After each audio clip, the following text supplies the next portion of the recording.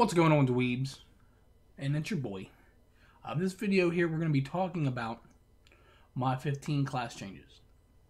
For those who don't know, Mod 15 is reworking basically everything, every class in the game. To where some of them are going to be maybe unplayable. I know the DO are going to be crippled. Terrifying Insight being a character buff and not a group buff. Well, that's not what we're talking about in this video. We're talking about the Great Weapon Fighter, obviously, because I'm a Great Weapon Fighter main. So we're going to go through the changes and my expectations with the changes. It's defined through Instigator feats, which is, if anyone who played a Great Weapon Fighter know that we don't go up there. We go through the middle paragon and we take a couple from the bottom, and we don't even look at Instigator. Most of us couldn't even tell you what the top one was even called before the patch notes came out. So we're going to go into the blog that they made. It's going through every class, but this video is only going to focus on the Great Weapon Fighter. I don't have a lot of knowledge about the other classes, how the effects and changes and nerfs and buffs are going to affect their build. So I will not be going through all of them. If there's certain ones you guys want to see, let me know, and maybe we can get someone on this video who knows more about said class than me, which isn't going to be hard, you understand? So we're going to flip over to the PC side, and we're going to go through the changes coming to a Great Weapon Fighter in Mod 15. Alright, they put this out a little while ago. Obviously, September 28th. So, I'm sorry, September 25th. So they put this out a couple weeks ago, 3 weeks, 3.5, something like that. Talking about the changes coming to the classes. So, as you see in this picture, Claret, TR, GF, Pally, all of them. I'm not going to go through all the dialogue here. Again, it's basically just saying in the Heart of Fire, the whole class changes are coming. Each class has gotten at least a couple small changes. So basically, that's what I just said. So we're not going to get into all this. We're going to go into the meat and potatoes of it. And down here, it's going to give you the official forum post. Now, granted, this is ARC. This is Mod 15. Things could change, but normally they don't. So with that being said, we're going to hop right into the Great Weapon Fighter official post. And then we're going to go into the actual game. And we're going to go through and look at the Instigator feats. Alright. Determination. This is probably the biggest thing to take from this. You have that much. Determination is now gained from dealing damage at all times, at half the normal rate, instead of just when you earn Destroyer Purpose Capstone feat. So you're gaining it all the time. Destroyer's Purpose now doubles the rate in which you earn Determination when dealing damage. So we are getting a buff to the Determination gain. But that's about it. If you're bored with your Great Weapon Fighter and are looking for something else, this Mod 15 will be that for you. It will allow you to go to the Instigator. It will allow you to change things up. And again, it may not be best in slot, but it's not going to hurt to make a loadout for an Instigator build. Class features. Warrior's Courage gains 6% up from 5 damage resistance and 4 deflection chance when below 50%. While under 25%, these bonuses are doubled. Most groups, you're not good. You're either above full health or you're getting one shot in a lot of in-game dungeons. So I don't see this being relevant, but what do I know?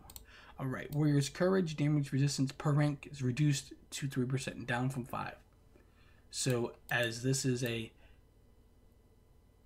buff here, they nerf it in the next line. Warrior's Courage deflection chance per rank is reduced to, so as you see what's the point of doing that with the Warrior Scourge? Steel Blitz. I know a lot of people use Steel Blitz when Lightning came out to proc Lightning more often and to gain more DPS. Steel Blitz revamp. Chance to proc is reduced to 15, down from 25. So, Steel Blitz is getting nerfed. Damage reduced to 50% weapon damage from 60%. Another nerf to Steel Blitz. Damage no longer increases with each rank up. Another nerf. Chance to proc now increased by 5% per rank. Okay. This power, this is big here. This power here can now critically strike. Before, Steel Blitz Slam couldn't crit. You would activate it, or obviously Steel Blitz is a passive, and it would hit, but it would only hit for non-crits. Now, being that most great weapon fighters should be just about 100% crit strike, this may be big. Fix an issue where some buffs weren't correctly affecting Steel Blitz. I wish I knew what these buff was, but it doesn't say that. Alright, now we're going to get into the feats. This is where the Instigator takes over, and we'll see from there. Flanking maneuvers reworked. Striking a foe while you have combat advantage causes you to deal additional 20% of weapon damage. Now we'll go through flanking maneuvers here in 1 second. Warrior's Rush reworked. Your Mighty Leap, Punishing Charge, and Savage Advance powers now grant 25% increased movement speed for 4 per second when used. I know a guy who has a speed build, so he might want to do this, incorporate this into his speed build. It's very wonky. He leaps over ledges. He's just, the speed build that he has is incredible. Allied Opportunity. Combat advantage time increased to 10 seconds. Alright, I see that, but a lot of people... Nibbled Runner reworked. Your damage dealt is increased by 8.5 or 8.25%. This value has increased your total movement speed by a maximum of 40%. Again, movement speed.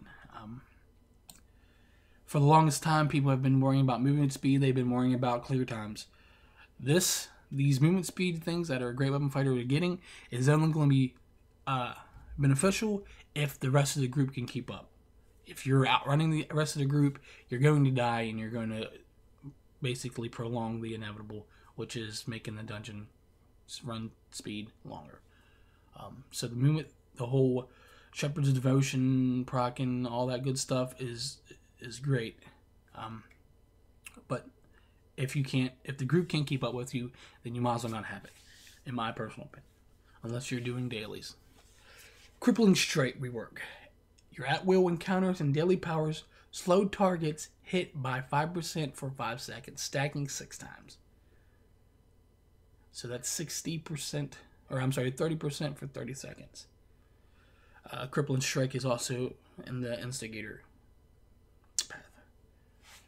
Alright, we're down here to Crippling Strike. You deal 15% more damage to targets who were slowed by Crippling Strike.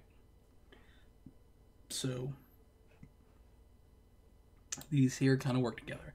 Your at-wills, encounters, and daily power slowed targets hit by 5% for 5 seconds, stacks 6 times. So when they're slowed, they're taking, if you have the 5 out of 5, you're getting 15% more damage while people are affected by Crippling Strike. Group Assault now also affects Reaping Strike. Alright. So here's the Instigator stuff. This is some changes here to, again, the Instigator Path itself. Instigator's Vengeance. Your damage is increased by 20%, up from 10% for each time you are struck in combat. This value is increased by 5%, down from 10%. So we are getting an increased damage, but the value is increased by 5%. Instigator's Vengeance. Another one. Expiry time is increased to 8 seconds, up from 6 seconds, and fixed an issue that the feat only requires 20 points to spend. That This the first Instigator thing here is pretty big here. Now we're going to switch over to a Great Weapon Fighter, and we're going to show you. Mine is not unlocked, obviously. I don't have the feats, and these feats are going to be primarily wrong, but we will be allowed to see what it actually does. Alright, so switch over to Xbox. Alright, so here's the Instigator Path. These, sometimes people will put stuff into this. Your critical strike lowers your target's damage resistance of your attacks by 5%. But we'll see. So what we're going to do is we're going to go through the stuff that's been fixed or reworked or nerfed or buffed. Alright, so flanking maneuver. When you critically strike a foe from behind, you knock them prone for max 2 seconds. This power stuns players instead of knocking them prone. Nibble runner. Sprint and punishing charge grants you 10% deflect chance. Allied opportunity. Mighty leap and not so fast deals additional 30%. Again, the whole thing about this is the Instigator's Vengeance. Your damage is increased by 10%. Again, this is up by another 10%, so this will be 20%, and the value is increased by 5%. It says 10. Each time you're struck in combat, up to a total maximum bonus of 50%. Instigator's Vengeance expires after 6 seconds, if not getting hit.